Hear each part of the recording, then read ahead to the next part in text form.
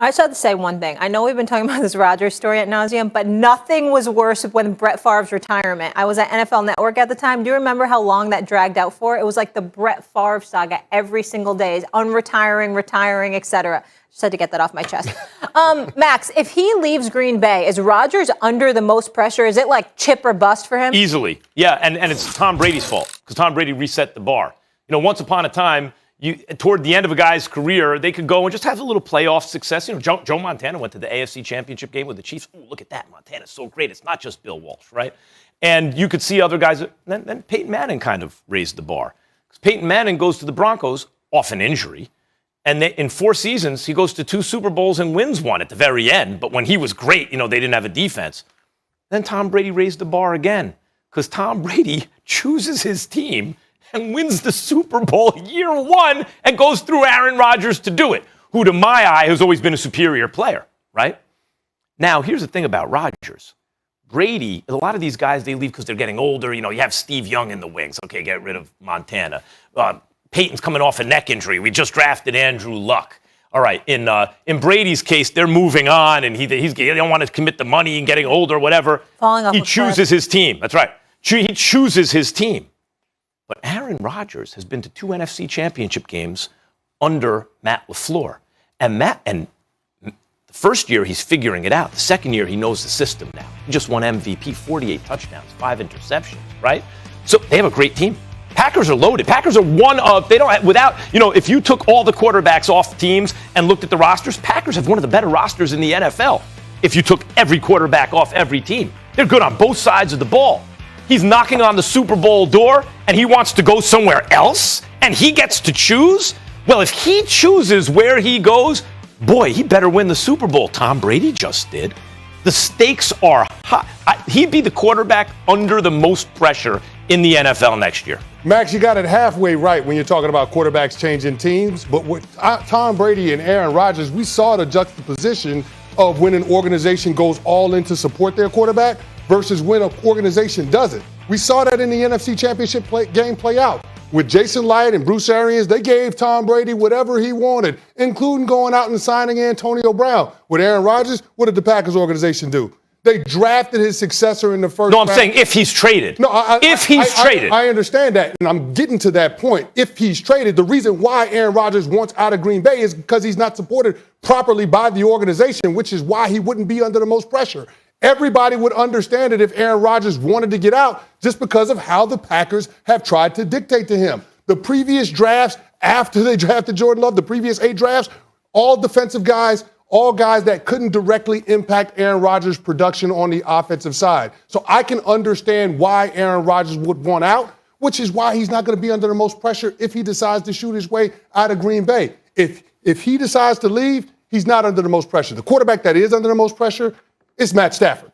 Because Matt Stafford is going to a team that was in the playoffs 3 of the last 4 years, a team that's had 43 wins over the last 4 seasons, and a team that decided to trade 2 future first-round draft picks because they didn't have a one this year in order to get rid of the guy that took them to the Super Bowl in 2018. So it's clearly Matt Stafford. He's the guy that's under the most you'd pressure. be right He's joining a team that had the number 1 defense last year and a team that has one of the most innovative offensive minds in all of the sport in Sean McVay. So it's got to be on Matt Stafford. The whole knock on his career, the whole story of his career has been he's not supported properly by the Detroit Lions. Well, guess what?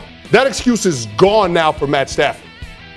You'd be right because I've argued Stafford, Rodgers doesn't get traded. If Rodgers forces a trade to the team he chooses, just like Brady did the year before, then it's Rodgers. At this moment, as things are now, it is Stafford because his whole legacy is on the line. Stafford's legacy is on the line, insofar as he has one, because we've always acknowledged that he has elite talent, but he's in a losing organization. And now we're going to see how much of that was Stafford and how much of that was circumstance. But that's one legacy on the line. But if Rodgers forces a trade to his chosen destination, it's a much bigger legacy on the line.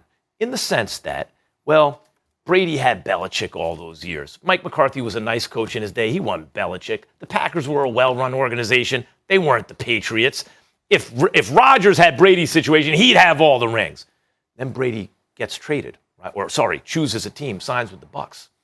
And the Bucs win year 1. Well, they were loaded, but they went through Aaron Rodgers in Green Bay. Well, Rodgers' coach took the ball out of his hands. Okay, Rodgers, but now you choose where you're going. Ostensibly, he would choose a team with a great offense, right? I mean, he wants out.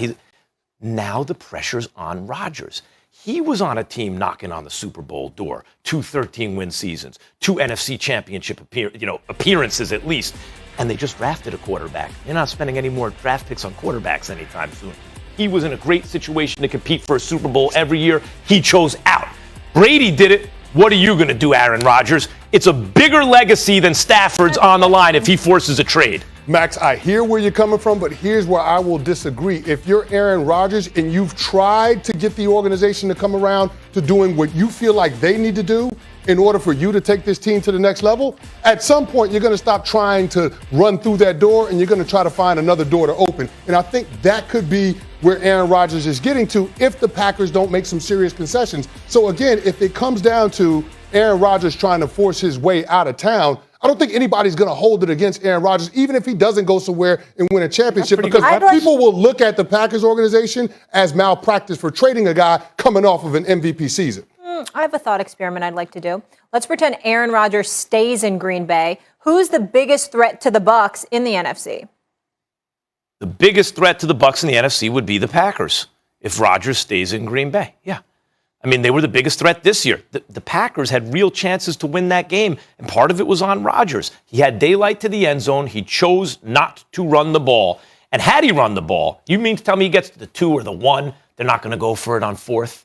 No. So, they've already seen, hey, he had 3 shots at the end of the the first half. And, he made some decent throws, but also made throws that could have been a little better.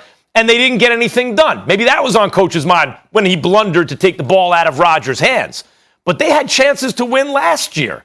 Chris, where are you? Well, here's the thing. And to answer Max's point, the reason why Aaron Rodgers didn't run that ball is because Jason Pierre-Paul and Shaq Barrett weren't going to let him get close to that end zone. Hey. But yeah, you don't think he gets close? No, he's not going to get close. But Molly, to answer your question, yes, sir. It's the Green Bay Packers. If Okay. Aaron Rodgers does stay, but how Aaron Rodgers feels about the situation will probably be dependent on how close he thinks this Packers team is to being able to catch Tom Brady in the Bucs. Because guess what? They went head-to-head. If he doesn't feel like they can close the gap and that they can win that game, then he's probably going to try to decide to go somewhere else to find a better chance to win a championship. Real quick, we act like the Packers don't have offensive weapons. They do. They could use, I agree with this, they could use a little depth at receiver. What else do they really need? Where you look at the Packers, you go, boy, they just don't have it.